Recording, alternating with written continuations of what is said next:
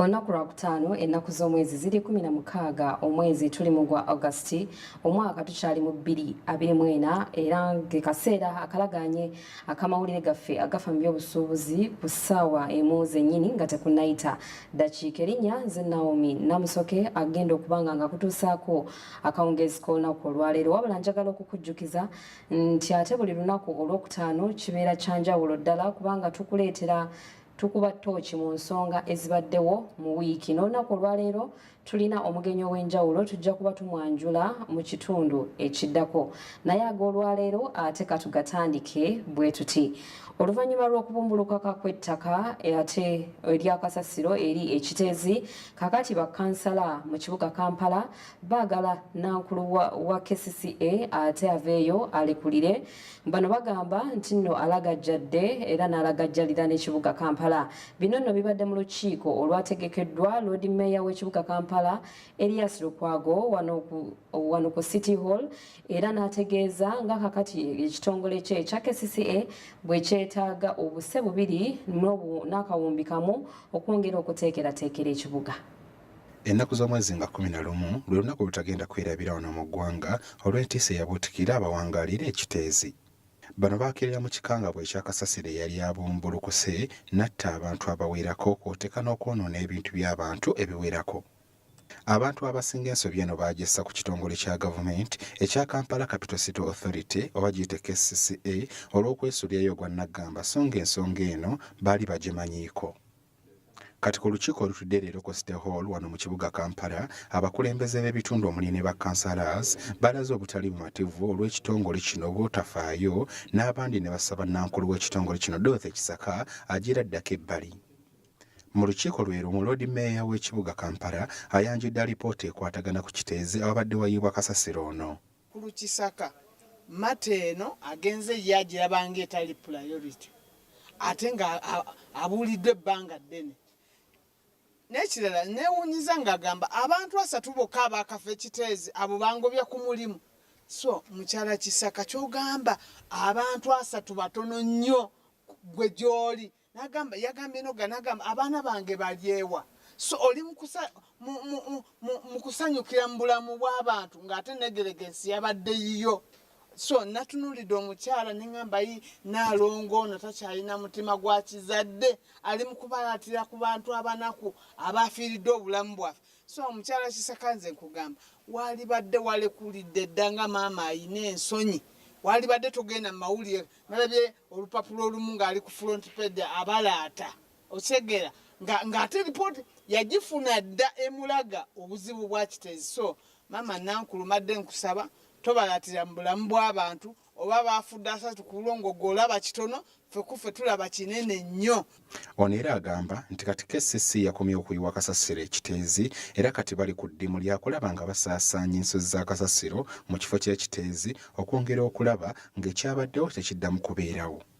Ono era ayongeddeko nti beetaaga gavumenti ebawe ensimbi okuva mu nsako y'ebigo bitalaze babakanire eddimu lino. Okusaasaanya ensozi ezo tutandikirewo kati ebimotoka ebyo nga bikyaliyo zisaasaanyizibwe tuzikendeeze tuzitemeko kubanga baalaze dda nti mulimu enjatika ze baatulaze so tuzitemeko zike wansi.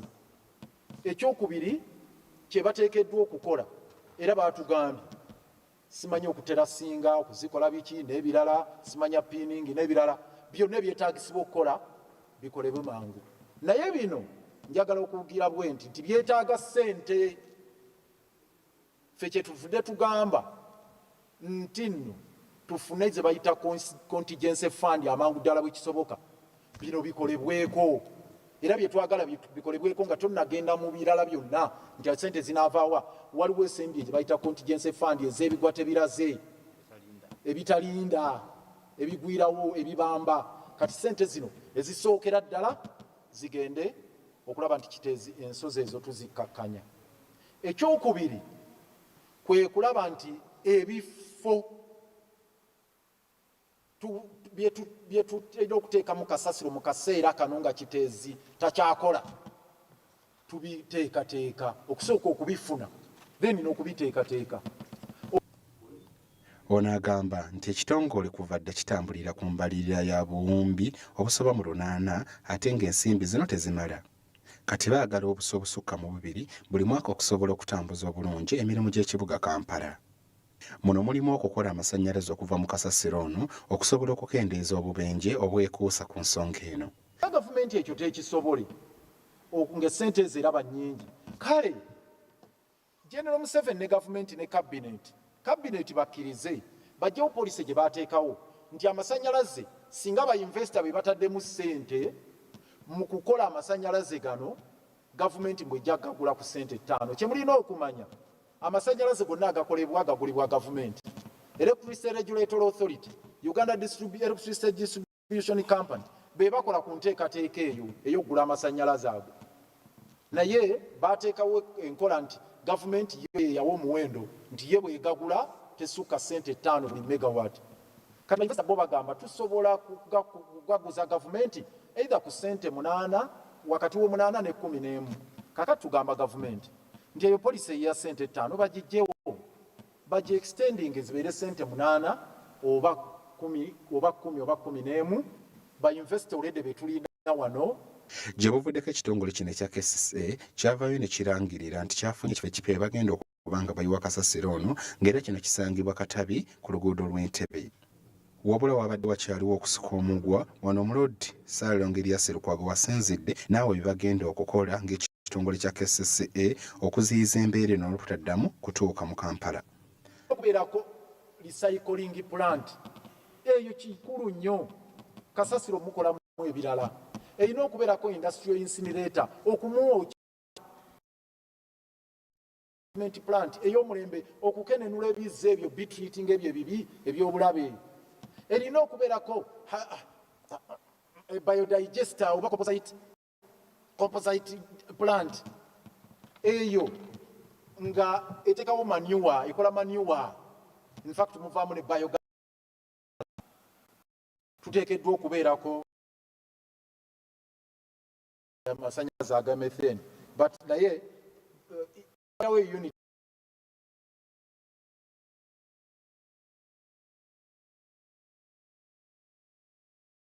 ogayagaya kasasiro n'okumugyamu ebigimusa. Kakati Derek Tone Kiwalabye ne Hudson be bakusakidde ku lino ku Agafa Mu By'Obusuubuzi Smart 24 TV. Kakati nate President Museveni akutidde abajaasi aba counter terrorism oba abalwanyisa obutujju n'aba special operations nga bano bamaliriza okubangulwa kwabwe okwewala emize emibi omuli obubbi, okunywa omwenge saako n'okutamiira ekisukkiridde. Babino abyogeredde ku mukolo ogubadde ku ssomero ly'Emijeera era nga abajaasi bano abasoba mu 2 bamaliriza emisomo gyabwe. President wa Uganda era omuduumizi w'eggye lya Uganda People's Defence Forces, His Excellency General Yoweri Kaguta Museveni akatirizza omulimu gw'obukessi mu bikwekweto by'amagye okulaga obukulu bwagwo mu kumanyisa n'okulaga obukodyo n'okulaba nga ebyokwerinda by'eggwanga biri ggulugulu. Military training is like okuwagala jambia, okuwagala, okutyaza. I told the parents that training in the army is like sharpening the panga, which is called okuwagala in Luganda and okutyaza in Runyankore. I told them that when you are okuwagala jambia, when you are sharpening the panga complains. Ure jambia ekaba, oboju wagala, ekaba.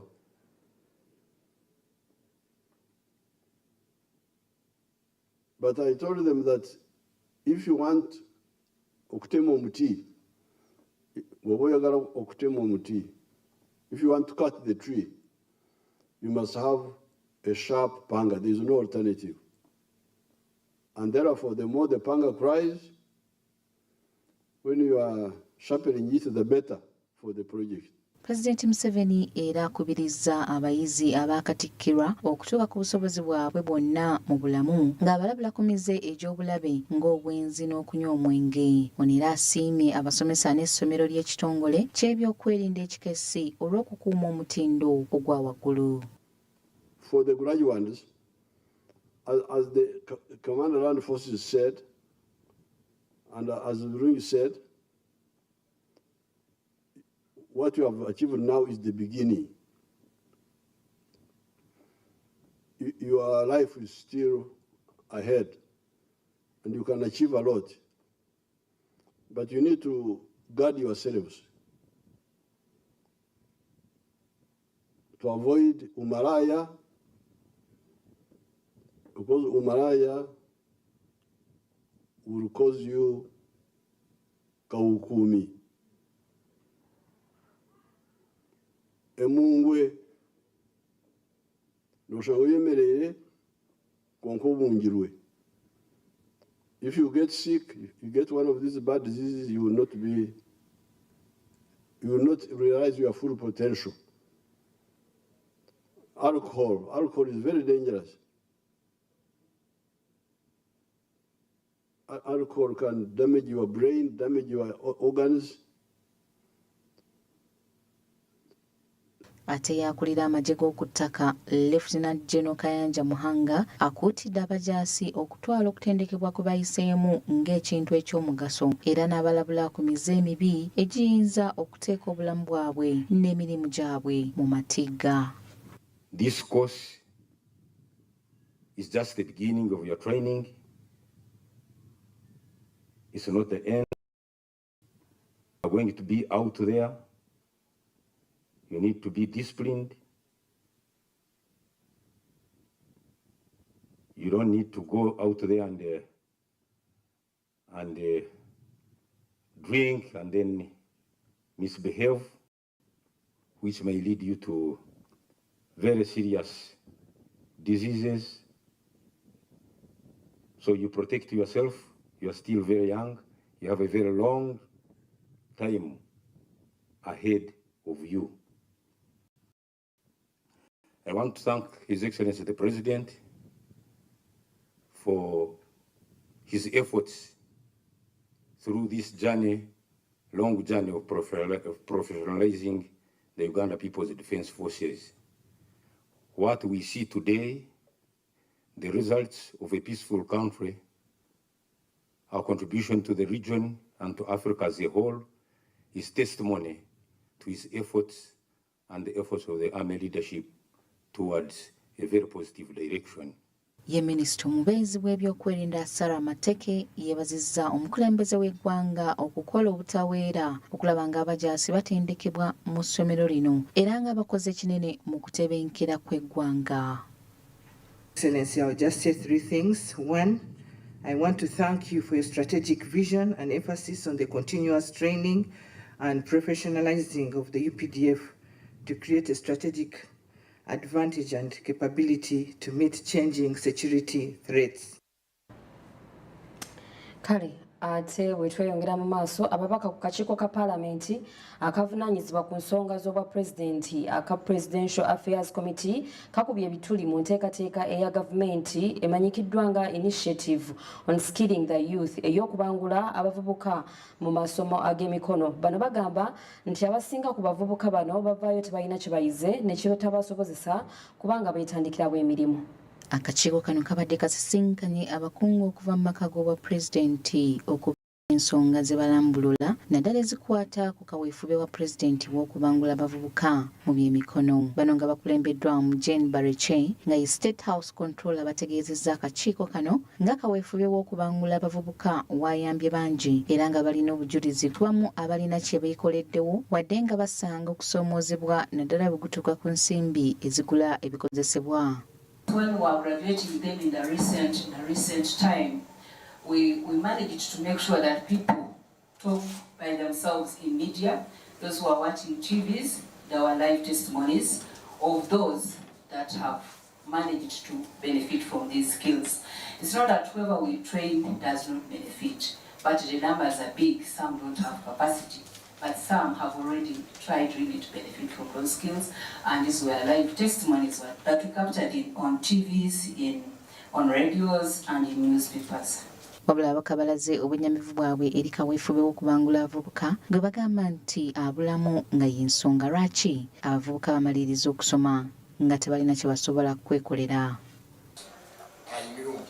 I rested in my heart because I knew he had answered my issue, my prayers. One of the surveys carried by me, being a background of technical education, was the courses offered in those areas. I visited 3 to survey on what these younger people achieve from those skilling centers. Madam Controller is lacking. Now, I also employed some of them. Now, what has been raised about the equipment, in our training as engineers, as technical people, you don't need to have capital when you are trained. You start getting money right when you are in that technical institution. I'll give a case, one scenario is that one of the subjects, the first subject you study in the engineering which earns you money is the key cutting. Key cutting. And that's the first lesson. You do forging and key cutting. And what you need to do that, you need only 2 equipments. You need a file and a vice, which is called Geriba. That one you survive in that environment. And I can assure you that as you see me here, there is no key in this world which I can't cut. Now, that is the first lesson that these guys studied, and that one will earn you a living. Now, the issue, when I look at the syllabus, what these people study, even when we employ them, is lacking. Do we give out information on impact? Okay? The impact, which must come through study. Ye omubaka wa Agago Honorable Lagen David bana basabye obutakola kuteekawo misomo wabula balowooze ku ky'okuwa abantu bano entandikwa kubanga bangi basoma kyokka bwe baddayo mu byalo byabwe ate ne babeera nga tebalina kiddako. In Uganda, we have it in Gulu that young people are picked from the different districts and then they're brought for training. But the challenges I have seen is that perhaps I also want to find out from the plan they have in place. Sometimes these people are trained, and then when they finish the training, they are passed out, then they are brought back home. And now when they came home, of course, some of them are not able to afford to buy equipment for themselves. Example, the tailoring equipment. You've done the ready and you come back home, you are not able to access to buy because these are local people, the vulnerable young people from the community, that their capacity is already built, their mindset is already set for development. What they lack is the capital to start up with the knowledge they have. I don't know the plan you have in place to support those people who are trained. Ekyategeezezza nga mu kusooka we baalinga bawa abaana bano ababa basomye entandikwa y'akakadde k'ensimbi za Uganda naye gye beeyongerera omuwendo gw'abaana abasoma gweyongera nga y'ensonga lwaki tebakyagaba ntandikwa eno. Wabula ono agamba nti balina enteekateeka y'okulaba nga bateerawo abaana bano ekifo ekyawamu mu buli zone mwe bayinza okukoleranga mu bibinja olwo bafune ku kasente. Asking them to support us, put up a common user facility, in each of the zones, so that these people we train can come and work in a group and sell their products and get a living. That is one of the solutions we are taking to cabinet. And then we are also asking in the same paper to be given a startup capital if the budget can allow. Because they used to give them 1 million earlier in Central, but the number increased. People are very many because it went broad to other regions of the country. So we are asking them if they can help us, if each one of them capital shall see it passed, and then it shall be done if it's allowed. And we are also asking them to give them a slot on the yoga program, because these are yoga people. Ababaka era basabye abakungu bano okulaba ng'ebisuubizo bya pulezidenti bituukirizibwa kuba ensimbi z'ebisuubizo ziteekebwa mu mbalirira naye nga bingi ku byo tebituukirizibwa. Sound a little bit selfish, but this one came to me in 2013 in a civil house where the president even has, I think, some property of sorts, personal property. That one I'll talk to you at a personal one-on-one.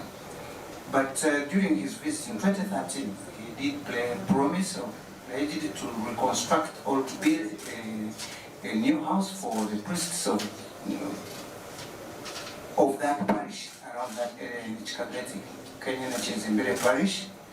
And since that time, I've tried to follow up myself. No response has ever been given. Yet he himself did it there directly, not even in a public meeting, but between myself, the priests, and other local chiefs, and the members of his family there. Up to this very day, nothing has ever been done. So those Catholic priests think that maybe they ignore it, nobody cares. Now that I've seen the person who is in charge of the money is there, Madam Marichi. This time around, please kindly, I don't want an answer now. But look into it at least during the course of this financial year. Get some balance here and there. The donations and the pledges, actually those ones are creating a very big problem in the community. When I talk about that, I know Madam Barechi, you are aware, the ones that we have in Kazo. And I don't know how we can, us as a committee, how we can be of help to have all those donations and pledges cleared. I was on the committee of government assurance.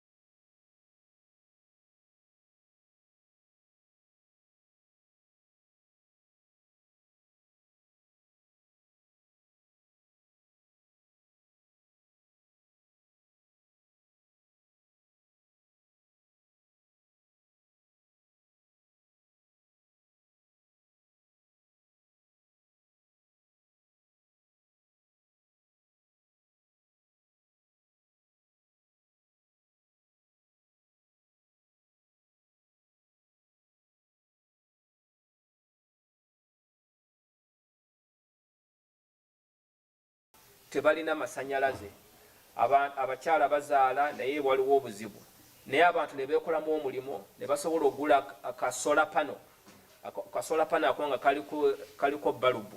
Awo kirina engeri gikyakyusa obulamu bw'ekyalo, kyebwakyusa obulamu bw'abakyala nga basobola okuzaala. Awamu n'emboozi eyo tukomekereza ekitundu kyaffe ekisoose ekyamawulire agafa mu by'obusuubuzi. Tugenda kuwummulamu katono ddala tukomawo n'ekitundu ekyokubiri.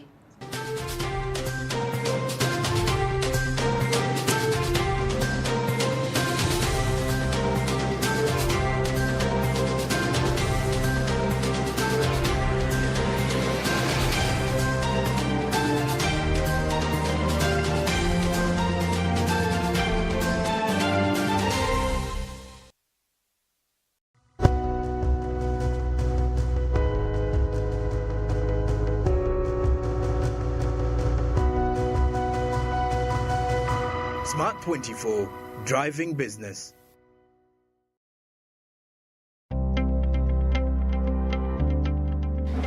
Amabara nibanyetaye baziwe Rusiya Nyenduga Kyegegwa district nkabanda sambaire ninkora omulimo gwa saluni mazire mu mwaka gumu kabando wa saluni narora agent owaito omukyegegwa yeja yampikaho yagamba aliyo project ebakweta grow gundi World Bank bagambire kasero y'abakazi abali mu byara bena ama business gebyemikono babaleta kunu Kampala Malaika kusoma then babahereza certificate babongera habukugo bayene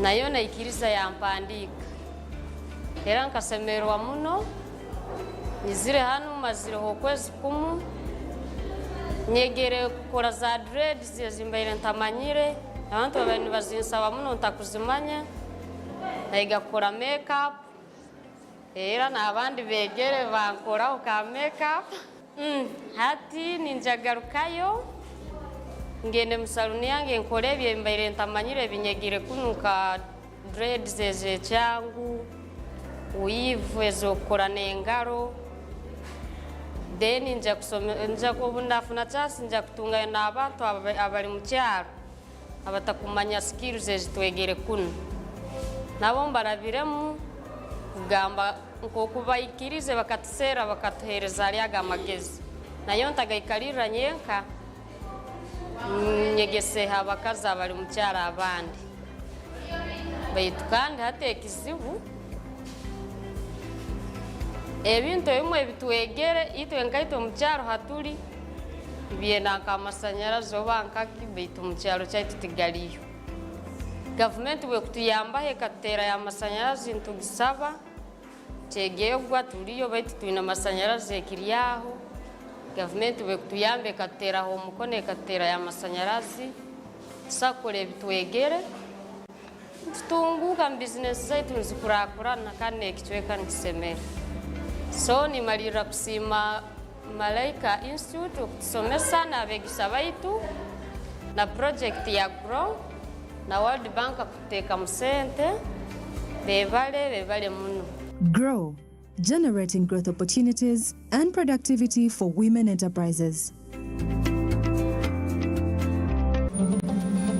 My friend, just enter. Everyone now has all access to Pearl Magic Prime. Kasim, give this man some biscuits. They are over. They are over. But you see these people here, they are on GoTV Plus, like you. But now they can watch big shows like Sanyu, or they can watch Beloved and they cry.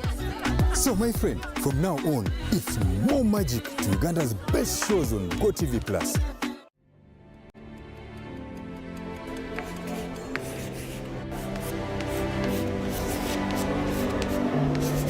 This is Jordan. When it comes to classwork, Jordan is magic. Jordan shines. Jordan makes his peers better. Jordan is a true leader. White Star Magic family, be a leader, be magic.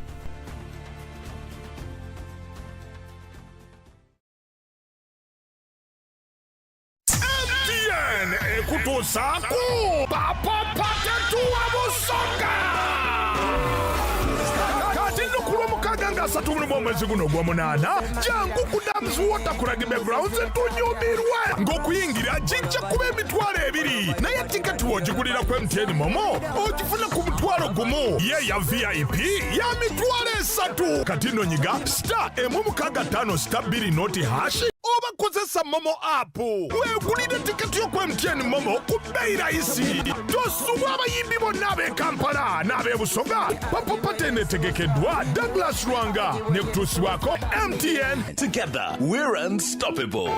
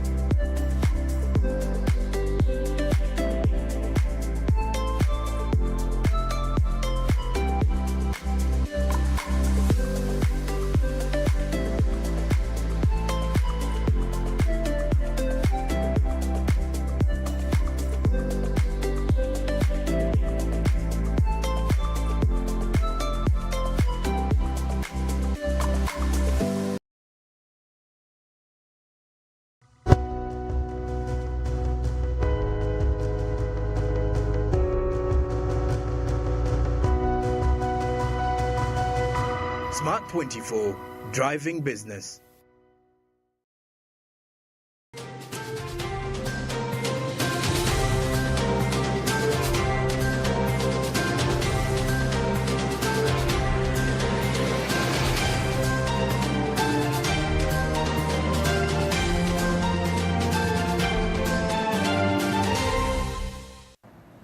nkukulisaayo okuva mu kuwumulamu okwo kitundu kyakubiri ekyamawulire agafa mu by'obusuubuzi era nga tulina emboozi endala nnyingi wabula nakutegeezeza nga tutandika nti ekitundu kino ekyokubiri buli lwakutaano tubeerako n'omugenyi ow'enjawulo n'olunaku olwaleero tulina omugenyi ow'enjawulo ogenda kuba ng'omulaba awo awaddako tugenda kuba twogera ku nsonga ezikwatagana ne bannaffe ab'ekiteezi kati ate bwe twengera amawulire gaffe ekitongole ky'ebyobulamu mu nsi yonna kirangiridde okubalukawo kw'ekirwadde ekya monkeypox era nga kino kyefaanaanyiriza ne chickenpox oba giyite namusuna nga kati amawanga ga africa agawerera ddala 15 ge gaakakakasa okubalukawo kw'ekirwadde kino nga muno mulimu democratic republic of congo mulimu eggwanga erya burundi rwanda uganda wamu n'amalala.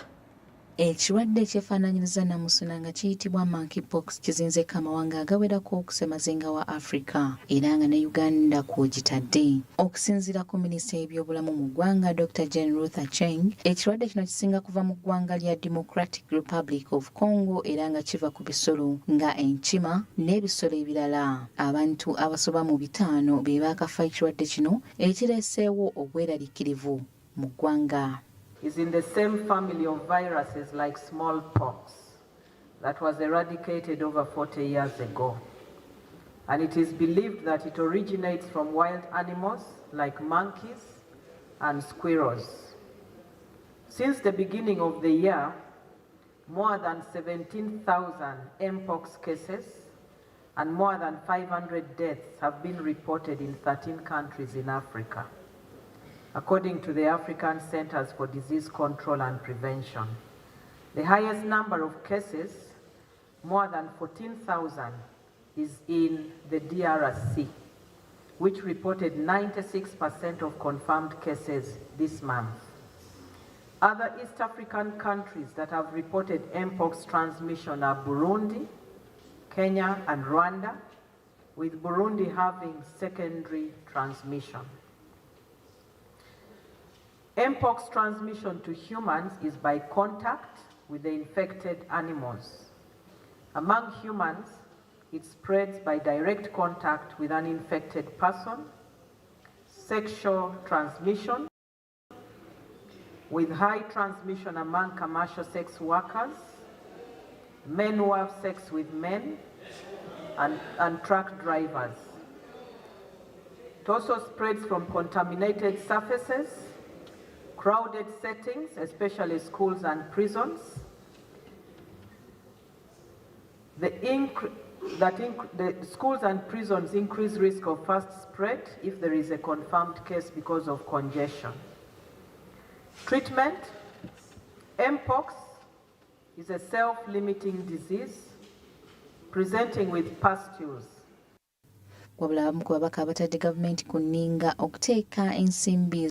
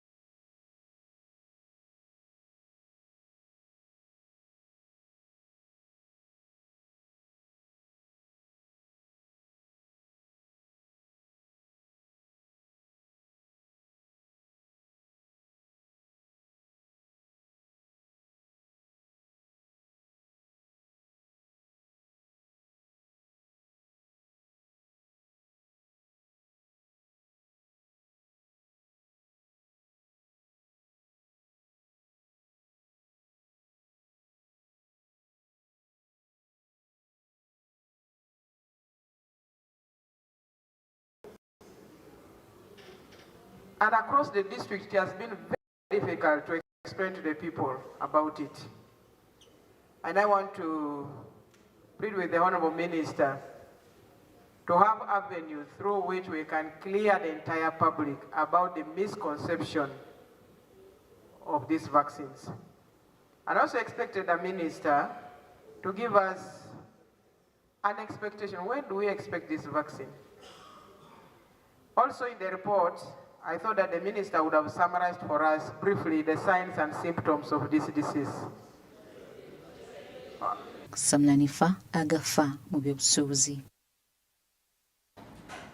Kale ate awamu n'emboozi eyo katubeere nga twolekera omulamwa gwaffe gw'olunaku olwaleero era nga bwe twalabye mu mboozi yaffe eyakulembeddemu akawungezi k'olunaku olwaleero gwe yakatweyungako twatunuulidde ate ensonga ya kasasiro kakati ekutte ejjembe wano mu kibuga Kampala n'okwetooloola eggwanga era bw'oba oyiseeko mu bifo eby'enjawulo naddala wano mu Kampala wakati nnaku bbiri emabega twatuukako ku ludda olw'Emakindye ne tusanga nga kasasiro muyitirivu nnyo ng'era ensonga yavaako kubeera ku kibwatukira ekyagwa mu bitundu eby'ekiteezi kasasiro oluvannyuma lw'okutta abantu bayitirivu n'abalala kakati bwe twogerera tebalina bwe beegeka luba naye bwe twogerera akawungezi k'olunaku olwaleero ate ndiko ne kansala ku ludda olwa NUP era ng'ono nno ye Mwami Kalema agenda kubeera nga atubuuzaako oluvannyuma tugenda kuba nga tuyingira tukuba ttooki mu nsonga eno ey'akasasiro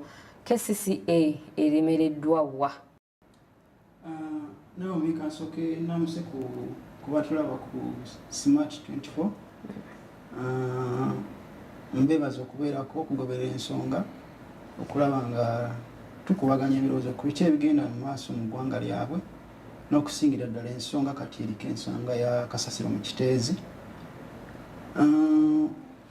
Okusookera ddala KCC yalibadde ng'erina enteekateeka ennungi kulaba nti kasasiro oyo akolebwa mu ngeri ennungamu n'okuba nga tetutuukayo eno okuba nga teatuusizza obulabe ku bantu baffe. Kasasiro ebbanga eriyise mu 2015 njagala okutegeeza nti KCC yafuna obulwa nti kasasiro yali atuuse ku level baba nga tebakyasobola kuddamu kuteekawo ki kasasiro mulala naye obulagajjavu n'okusumagira ku mirimu n'obutafaayo bw'abakulembeze si mu KCC okani n'ebitongole ebirala tulaba nti olwali okituusizza abantu baffe ngenza okujja wano nga bagamba nti abantu 35 bamaze okukakasibwa nti bakoze eki nti bafudde naye kyakusaalirwa nnyo nti abantu bafiiriddwa abantu baabwe ku nsonga eyalibadde ekwatibwa obulungi n'okulaba nti tetutuuka wano we tutuuse. So njagala okusaba gavumenti nti abantu abakwatibwako ensonga eno okugeza baafuna lipooti naye nabo banga tewali kyakolebwa.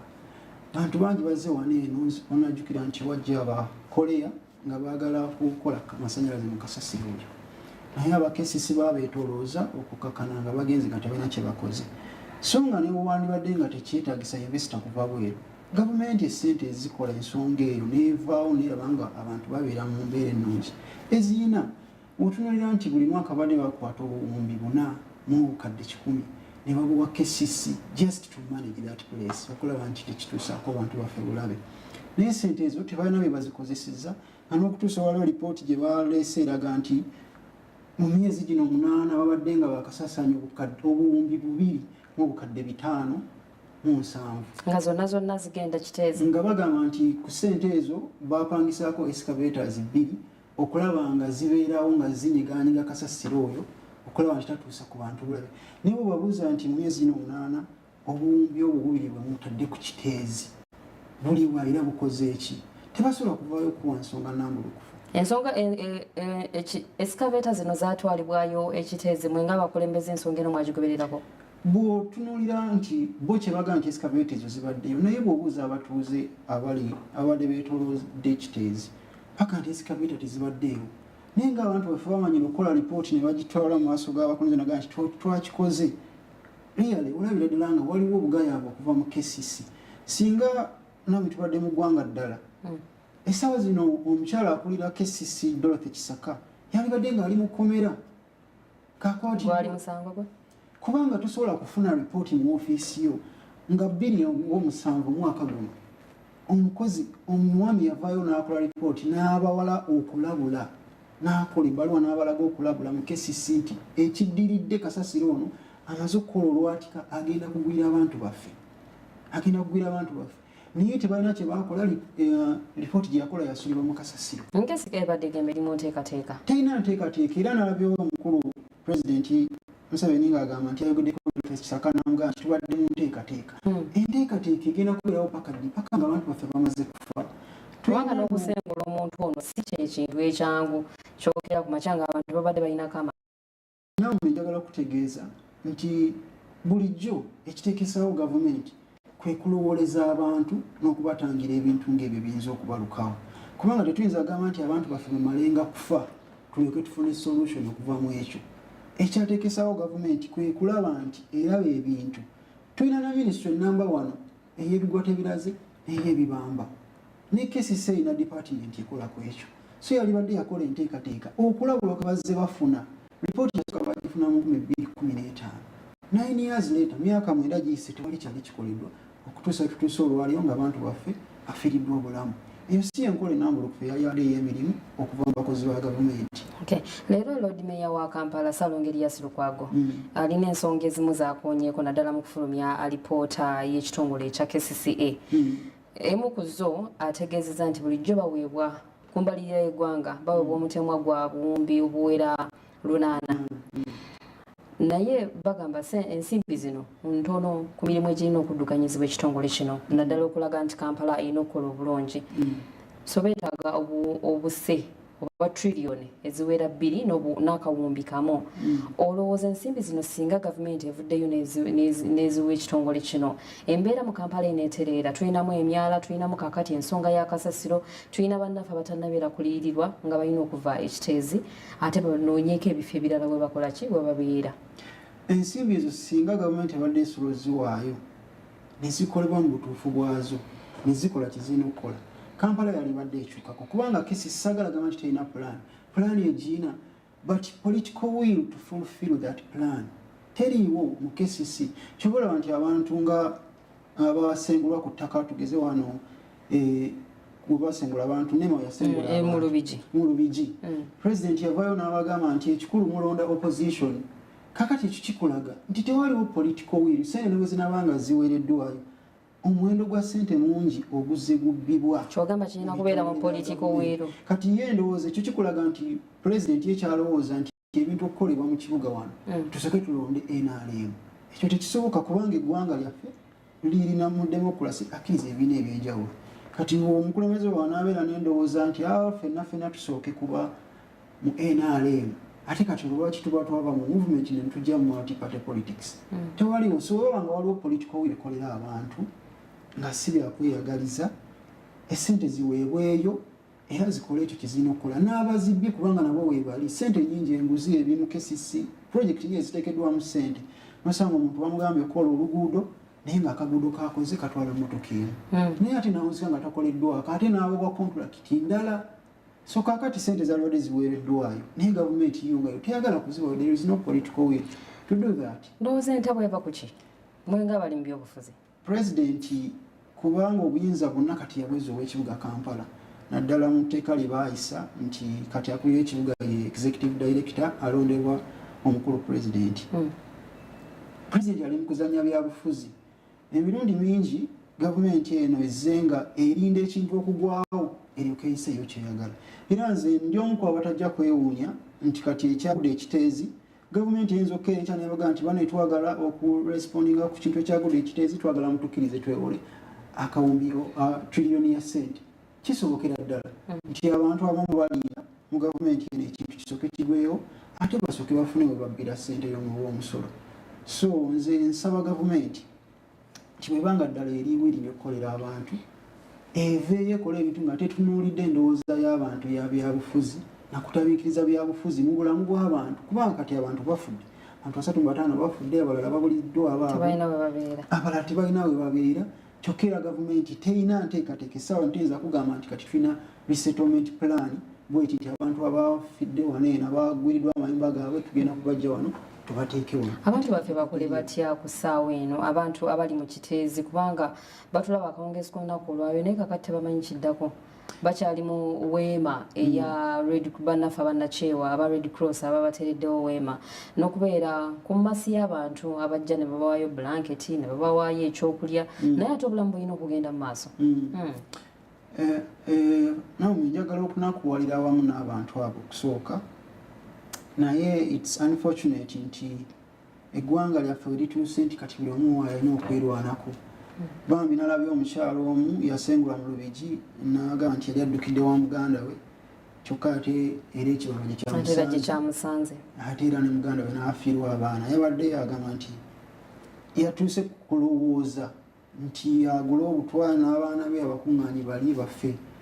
Kaakati ddala bw'olaba nga bannayuganda batuuse ku leve eyo omukyala watuukira ogaa nti kanfe n'abaana bange naye nga waliwo abantu abagamba nti yeffe gavumenti kiruma kyannaku kikwasa ensonyi kiswaza eggwanga lyaffe n'abatulaba beebuza nti eno ensi n'abagikulembera oba jasiriwo ku lwayo.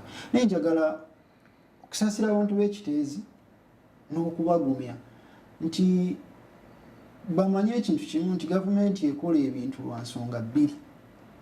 Ekisooka ng'ekifunamu, ekyokubiri ng'ekakiddwa.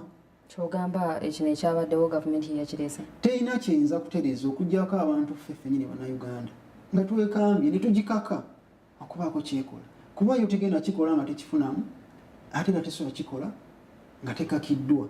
Kati yenjiri gye tuze tubabuli affe nga opposition nti bannange bwe tuba nga tuvuddeyo okwogera tuba tetuzannya byaki byabufuzi ng'abantu bwe bagamba tuba twogera ku nsonga ddala entuufu. Kino kiwa obubaka omuntu ali eyo agamba nti abo opposition bali ku byabwe ne bw'osirika leero oyinza oba oli kololo ng'ono kigudde kiteezi enkya waliwo ekijja okugwa ekkololo ate kikusange ku mulyango gwo. So njagala kugamba abantu b'ekiteezi nti tunakuwalira wamu nabo naye bagome bafube okulaba nga beegattako abalina eddoboozi lyagala okuleeta enkyukakyuka mu ggwanga lyaffe. Ensonga endala kyekifo ate ekyekatabi bwe babadde KCCA we yabadde efunye akafo okubeera nga egireyiwawo kasasiro tusobole okukendeeza ku mujjuzo oguli kakati mu kibuga Kampala naye ate era n'ebyo wakyaliwo embiranye ezo. Agamba nti waffe nayo temukola ki temutuleetera kubanga baba nga twabadde enteekateeka nuŋŋamu mu kiteezi ne bawa lipooti emyaka 9 ne mugituulira nga temulina kye mukoze. Toyinza kubanga ekizibu ekigudde ate Kampala ate okisitula okitwala entebe kakati n'entebe wekinaagwayo nga ate kati katunuulire eddundu y'emukono n'emukono wekinaagwayo nga kati tutunuddewa kale katugende Emityana kwegamba wasooke wabeerewo enteekateeka gavumenti ekkirize nti kino ekyaguddewo wabadde bulagazeevu bwayo ereke kukisaasaanya wantu walala eveeyo ekwate ssente. Waliwo ono minisitule y'ebibamba nga we nenjogedde baveeyo bayise emergency plan bagende nti kakati twetaaga essente. Bulijjo wano bayisa supplementary ne bagamba nti omukulu asabye supplementary ya classified ne bagamba nti omukulu asabye supplementary omusaala gw'abakozi mu State House gwaweddewo tusaba ssente. Bayise supplementary bagende twagala kuzimba wano incinerator ekiteezi mu mwaka gumu ebe ng'ewedde ekizibu ekyo kiveeyo.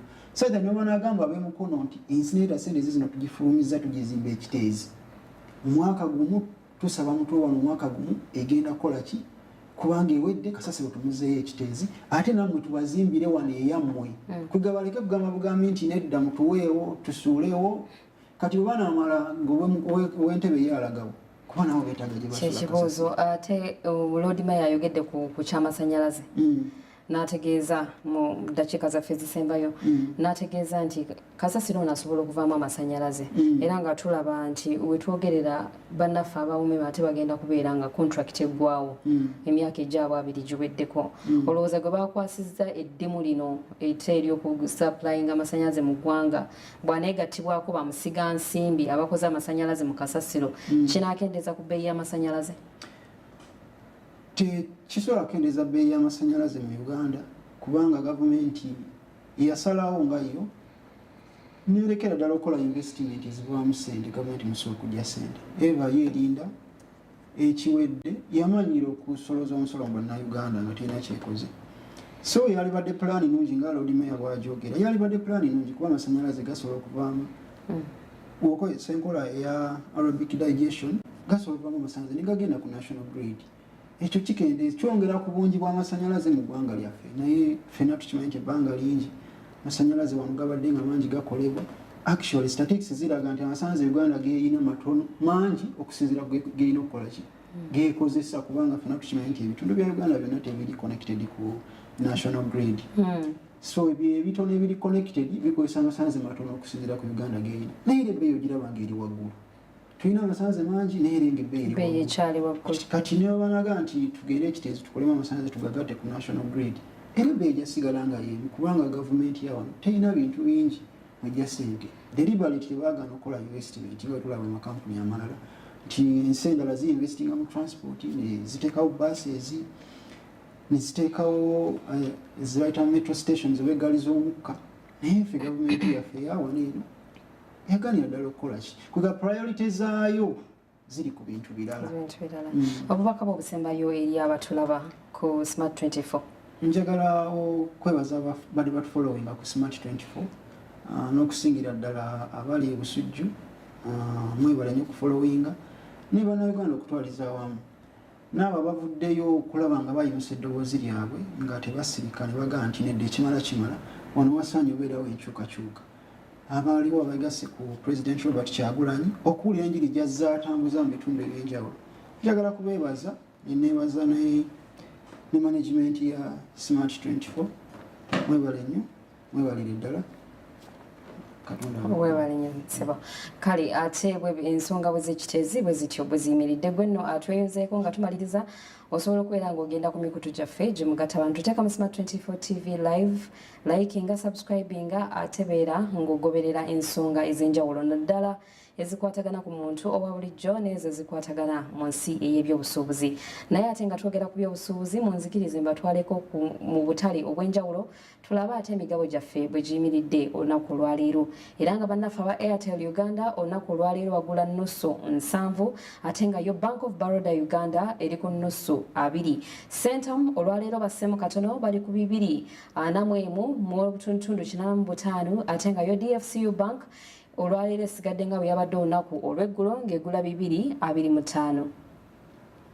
British American Tobacco Uganda olunaku olwaleero egula omutwalo gumu n'ekitundu ate nga yo Equity Bank Limited eri ku 1,154 so nga ne East African Breweries Limited egula 4,415 kiraga nti eyambuse n'obutundutundu 19 nga ne bannaffe aba Jubilee Holdings Limited bali ku 4,393 n'obutundutundu 34 kiraga bano nno basse.